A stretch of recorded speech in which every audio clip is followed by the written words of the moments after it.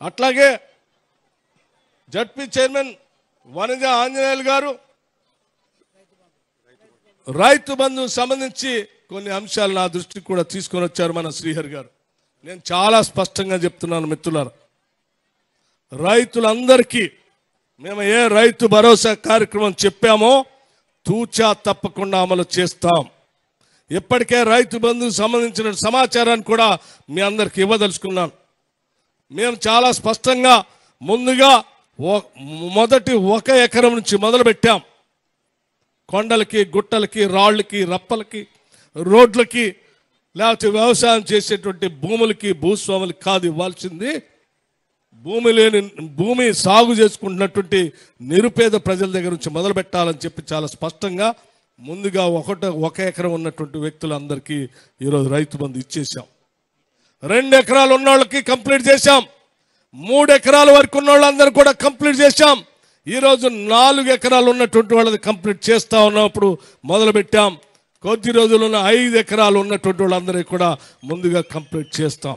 ఎందుకంటే ముందుగా చెందాల్సింది ఈ చిన్న సన్న మధ్యతరగతి సంబంధించిన రైతాంగ సోదరులకి, ఆ తర్వాత మిగతా వాళ్ళకి కూడా కంప్లీట్ చేస్తామని చెప్పి మీ అందరికీ సవినయంగా మనవి చేస్తూ, శ్రీహరి గారు సమయం ఎక్కువగా లేదు, ఇంకా చాలా అంశాలు చెప్పాల్సిన ఉన్నప్పటికి కూడా ఉత్తమ్ కుమార్ రెడ్డి గారు చెప్పినట్టు ఇంకా 5 ప్రోగ్రాంలు చేయాలి మేము.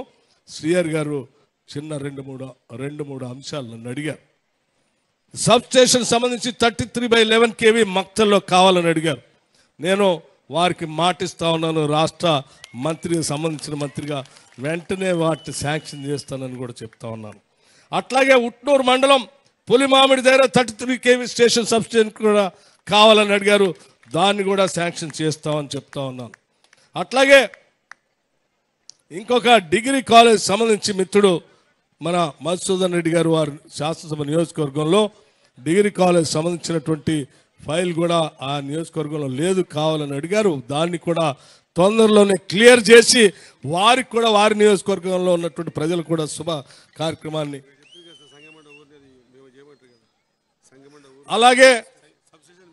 అలాగే వారి నియోజకవర్గంతో పాటు ఇప్పుడే మేమందరం కలిసి చూసాం. సంగమండ రిజర్వాయర్ని ప్రత్యక్షంగా చూసాం. రిజర్వాయర్ మధ్యలో మంచి గడ్డ ఉన్నది, ఐలాండ్ లాగా.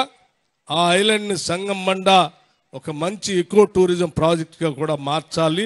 ఎందుకంటే ఈ మారుమూల ప్రాంతంలో ఉన్నటువంటి ఈ ప్రాంతానికి రాకపోగలు టూరిజం పేరు మీద తీసుకొని వస్తే ఇక్కడ ఉన్నటువంటి పలు అభివృద్ధి కార్యక్రమాలు కూడా పెద్ద ఎత్తున వడివడిగా కొనసాగటానికి అవకాశం ఉంటుంది. కాబట్టి దాన్ని కూడా చేస్తామని చెప్తూ, అట్లాగే ఇప్పుడు మేము రీహాబిలిటేషన్ కోసం నిధులు ఇస్తా ఉన్నాం. ఎవరెవరైతే ఇళ్ళు గ్రామాలు ఖాళీ చేసి ఆ రిజర్వాయర్ ముంపు కింద గురవుతున్నటువంటి ప్రాంతాలు ఖాళీ చేసి ఉంటాయో ఆ ఖాళీ చేసినటువంటి భూముల్లో కూడా ఒట్టిగా వదిలిపెట్టకుండా సోలార్ పవర్ ప్రాజెక్ట్ కూడా అక్కడ పెడతామని చెప్పి వారు అడిగారు. పెడతామని కూడా మీ అందరికీ మాటిస్తూ మరొకసారి నేను మీ గుండె చప్పుళ్ళు, మా ప్రేమ, మీ అభిమానం, మనందరి ఆత్మీయత, ఆప్యాయత ఇలాగే కొనసాగాలని, తప్పనిసరిగా తిరిగి మళ్ళీ ఈ సంగమండ పగిలి నీళ్లు పారేటప్పుడు నేను శ్రీహరి గారిని కోరుతా ఉన్నాను ప్రత్యేకంగా, ఆ నీళ్లు పారిచ్చే రోజు మాత్రం తప్పనిసరిగా నన్ను ఉత్తమ్ కుమార్ రెడ్డి గారిని ఇక్కడ పిలిపించి మీ అందరితో కలిసి కూర్చొని భోంచేసే కార్యక్రమం కూడా ఏర్పాటు చేయాలని చెప్పి వారిని నేను మనస్ఫూర్తిగా కోరుకుంటూ, భారీ మెజార్టీతో మంచి యువ నాయకుడు, ఈ ప్రాంత అభివృద్ధికి ఉపయోగపడతాడు, వీరిని గెలిపిస్తే శాసనసభలో రాష్ట్ర ప్రభుత్వం ద్వారా మేము చేయగలిగింది చేస్తాం.